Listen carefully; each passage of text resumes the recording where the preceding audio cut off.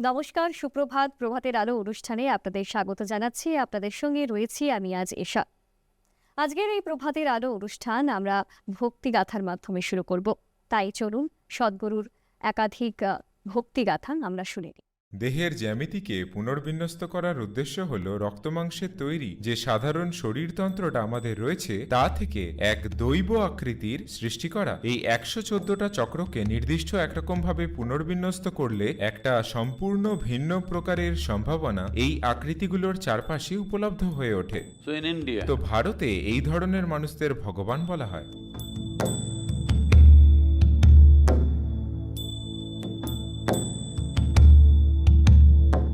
মহাবিশ্ব বলতে আমরা যা বুঝি বা ব্রহ্মাণ্ড বলতে তা আসলে বিভিন্ন আকৃতির এক জটিল সংমিশ্রণ।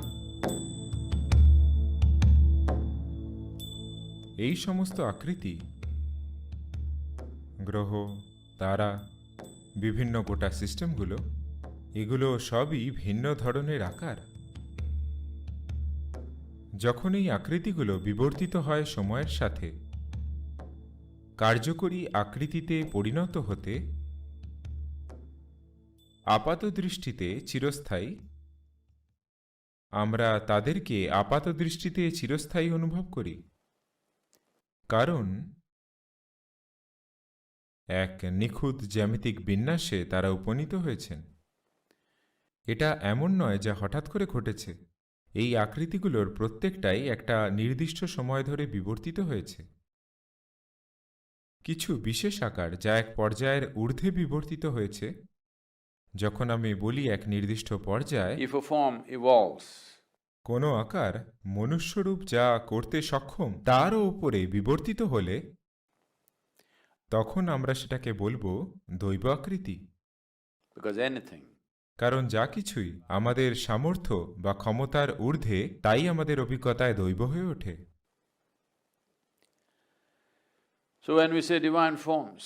তো যখন আমরা বলি দৈব আকৃতি, একেশ্বরবাদী ধর্মগুলোর ভুল ধারণাটা হল এই যে যাদের কাছে অনেক রূপ রয়েছে তারা পথ হারিয়ে ফেলেছে, অর্থাৎ তারা জানে না ঈশ্বরতা কি। তারা উদ্ভাবন করছেন অতিরিক্ত প্রতিরূপের। এই রূপগুলোকে উদ্ভাবন করা হয়নি, এগুলো উদ্ভূত হয়েছে মহাবিশ্বের প্রকৃতিকে পর্যবেক্ষণ করে। কিছু বিশেষ আকৃতি যা মানবিক ক্ষমতার ঊর্ধ্বে কাজ করতে সক্ষম আর এক বিশেষ অনুরণনের সাথে থাকতে পারে, সেটা আমরা শনাক্ত করতে পারলে সেই সমস্ত রূপগুলোকে ঐশ্বরিক রূপ বলে চিহ্নিত করি, যারা পূজনীয় হওয়ার যোগ্য। সর্বোপরি এই রূপগুলোকে কিভাবে ব্যবহার করতে হয় আমাদের শিখতে হবে। কিভাবে উপলব্ধ হয়ে ওঠা যায় এই রূপগুলোর কাছে যারা আমাদের নিজস্ব রূপের চেয়েও বেশি যোগ্যতা সম্পন্ন। প্রাকৃতিকভাবে সৃষ্ট আকার আছে এই গ্রহে যারা কাজ করতে পারে মানব রূপের চেয়েও বেশি তীব্রতরভাবে, কিংবা আকার জড়ো করতে পারি বা আমরা রূপ তৈরি করতে পারি। আকারের এক বিশেষ সংমিশ্রণ আমাদের বর্তমান ক্ষমতার চেয়েও, যা উচ্চতরভাবে কাজ করবে। কার্যত যোগের পুরো সিস্টেমটাই আপনার নিজের আকারটাকে বিন্যস্ত বা পুনর্বিন্যস্ত করা নিয়েই। এই ১১৪টা চক্র যারা নিজেরাই শক্তির এক একটা নির্দিষ্ট রূপ, তাদেরকে পুনর্বিন্যস্ত করলে এক বিশেষভাবে সেই একই মানুষ যে শুধু রক্ত আর মাংস, যে জীবনের সেই মাত্রাটার অদম্য তাড়নায় বাঁচছে, সেও হঠাৎ এক উচ্চতর সম্ভাবনায় রূপান্তরিত হতে পারে। এরা তারাই যারা নিজেদের বা নিজ অস্তিত্বের জ্যামিতিকে এক উচ্চতর স্তরে রূপান্তরিত করেছেন, হয় সেটা উপলব্ধি দিয়ে, অথবা বোঝার মাধ্যমে, অথবা শক্তি বা আবেগের নিছক প্রাবল্যের মাধ্যমে। তারা নিজেদের এক উচ্চতর জ্যামিতিক আকারে রূপান্তরিত করেছেন। so that their very presence is যাতে huge. তাদের স্বয়ং উপস্থিতিটাই মেলে ধরে শক্তির এক পুরোপুরি ভিন্ন মাত্রাকে, একটা সম্পূর্ণ আলাদা সম্ভাবনা উপলব্ধ হয়ে ওঠে সেই আকারগুলোর আশেপাশে। আমরা তখন সেই রূপগুলোকে ঐশ্বরিক রূপ বলি। তো ভারতে এই জাতীয় মানুষদের ভগবান বলা হয়, বা এরকম আরও অনেক নাম আছে যার সাধারণত মানে হল দৈবিক বা ঐশ্বরিক। The nature of মানুষের দেহের প্রকৃতিটা has come এসেছে এক বিশেষ বিন্যাসের সাথে। গোটা বিজ্ঞান আছে যা এক প্রকারের অর্ধবিজ্ঞানে পরিণত হয়েছে আজকাল, কারণ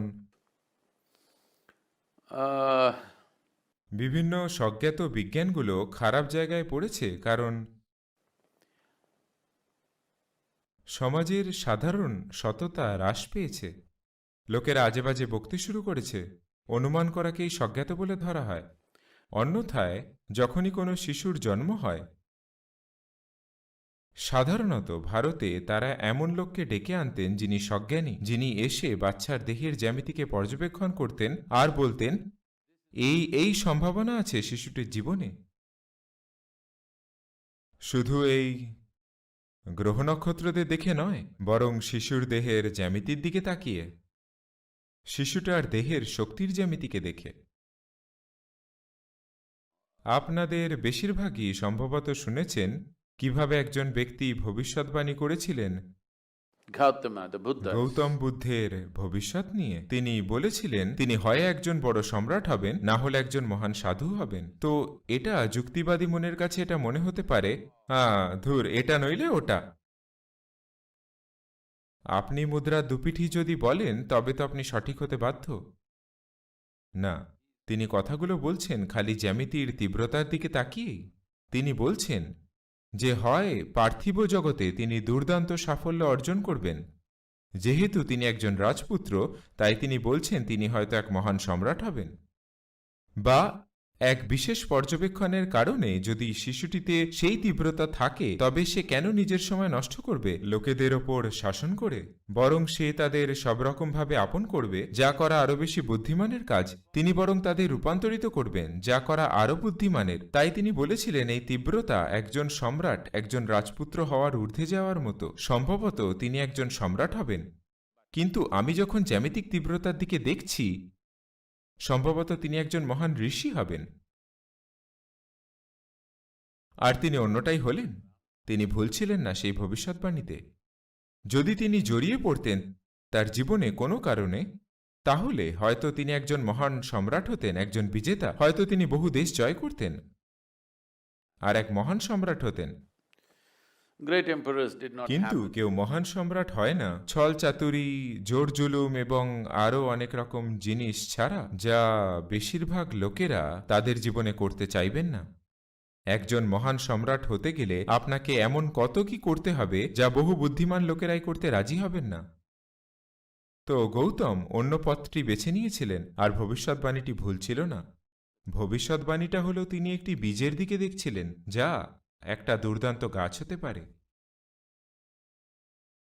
তো দেহের জ্যামিতিটাকে পুনর্বিন্যস্ত করা হলো আমাদের এই মাংস ও হাড়ের সাধারণ সিস্টেমটা থেকে দৈব আকৃতি তৈরি করা নিয়ে। হাড় আর মাংসে কি কোনো দোষ আছে? না, কোনো দোষ নেই। এ নিজের সীমাবদ্ধতার সাথে আসে, এ এক প্রবণতাধর্মী আকার। Is something wrong me being compulsive? প্রবণতাধর্মী হলে কিছু ভুল আছে? কোনো ভুল নেই। আপনি স্বাধীন হওয়ার মর্ম উপলব্ধি না করলে প্রবণতাধর্মী হওয়ায় কোনো ভুল নেই। এই গ্রহে একটা জন্তু হওয়ায় কিছু ভুল আছে? কিছু ভুল নেই। শুধু এই যে If you die আপনি without যদি আরো বড় কিছু হওয়ার সম্ভাবনাকে অনুসন্ধান না করেই মরে যান, মানব জীবন অপূর্ণ থেকে যায়। প্রতিটি জীবন, ক্ষুদ্রতম থেকে বৃহত্তম, চাইছে একটা পূর্ণাঙ্গ জীবন হয়ে উঠতে। যেহেতু মানব সত্তা এসেছে এই সম্ভাবনাটা নিয়ে যা প্রায় সীমাহীন, সেই কারণেই মানুষ তাদের জীবনে উচ্চাকাঙ্ক্ষা আর লক্ষ্য ঠিক করার চেষ্টা করছেন, যা এক অপরিসীম সম্ভাবনা। লোকে তাকে বাধার চেষ্টা করছে, যাতে কিছু একটা অর্জন করেছি লাগে। কোনো পরীক্ষায় পাশ করলে তাদের দারুণ লাগে, একটা চাকরি পেলে দারুণ লাগে, তারা $1,000,000 কামালে দারুণ লাগে। এরকমই ফালতু কিছু একটা। এটা অনেকটা খোঁড়া লোকেদের মধ্যে আপনি চ্যাম্পিয়ন শুধু আপনার দুটো পা রয়েছে বলে। মানব সম্ভাবনা এসেছে এক সীমাহীন সম্ভাবনা নিয়ে। কোনোভাবেই আপনি বা আমি লক্ষ্য ঠিক করতে পারবো না যে আমি এতে পৌঁছে গেলে আমার কাজ শেষ। It's a stupid এটা way. জীবনযাপনের এক মূর্খ উপায়। আপনি নিজের ভেতরের জ্যামিতিকে ঠিকভাবে সাজালে এ এমন যন্ত্র হয়ে ওঠে যে বহুদূর Go যায়। very far. How far it goes? কতটা দূর যাবে অভ্যন্তরীণভাবে তা পুরোটাই মানুষটির দ্বারা নির্ধারিত হয়, স্বতন্ত্র ব্যক্তিটির দ্বারা। কিন্তু তিনি পৃথিবীতে কত দূর যাবেন তা নির্ধারিত হয় সময়, সমাজ, সামাজিক কাঠামো, এরকম আরও অনেক কিছু দিয়ে। আপনি পথে ধাক্কা খেয়ে পড়ে যেতে পারেন। আপনি হয়তো ক্রুশবিদ্ধ হবেন না, কেউ আপনাকে চাপা দিতে পারে হাইওয়েতে, বুঝলেন? তো How far we get in the world? আমরা পৃথিবীতে কত দূর পৌঁছাবো তা অনেক কিছুর উপর নির্ভরশীল। আমরা নিজেদের অন্তরে কত দূর যাব তা এক জ্যামিতিক বিন্যাসের প্রশ্ন। বোঝা, উপলব্ধি, বোঝা আর এটাকে গোছানোর সামর্থ্য। গোটা যোগতন্ত্রটা আসনগুলো নিয়ে গঠিত। দৈহিক পর্যায় থেকে শুরু করে সবকিছুই হলো আসলে আমাদের জ্যামিতিকে এমনভাবে পুনঃসংগঠিত বা পুনরায় ইঞ্জিনিয়ারিং করার ব্যাপারে, যাতে এটা এমনভাবে কাজ করতে শুরু করে যা আপনি এখনো কল্পনাও করেননি সম্ভব বলে। আপনার জীবনকে উচ্চাকাঙ্ক্ষারও উপরে উঠে বাঁচা। আপনার অর্থহীন উচ্চাকাঙ্ক্ষাগুলো থাকার কারণ হলো আপনি একটা সীমিত সমাজে বাস করছেন। এর ভিত্তিতে আপনি যদি আপনার প্রতিবেশীর তুলনায় এক ধাপ এগিয়ে থাকেন, আপনার উচ্চাকাঙ্ক্ষাগুলো পূরণ হয়ে যায়। না না না, আমি শুধু এটা নিয়ে ভাবছি না, আমি আমেরিকার সবথেকে ধনী ব্যক্তি হতে চাই। এটা এখনো সেই খোঁড়াদের মধ্যে আপনি চ্যাম্পিয়ন, ব্যাস। তাই A seamless possibility. এক অপরিসীম সম্ভাবনাকে বর্তমানে যে পরিস্থিতিতে আমরা বাস করছি তার ভিত্তিতে নির্বোধ কিছুতে আবদ্ধ করার কোনো দরকার নেই।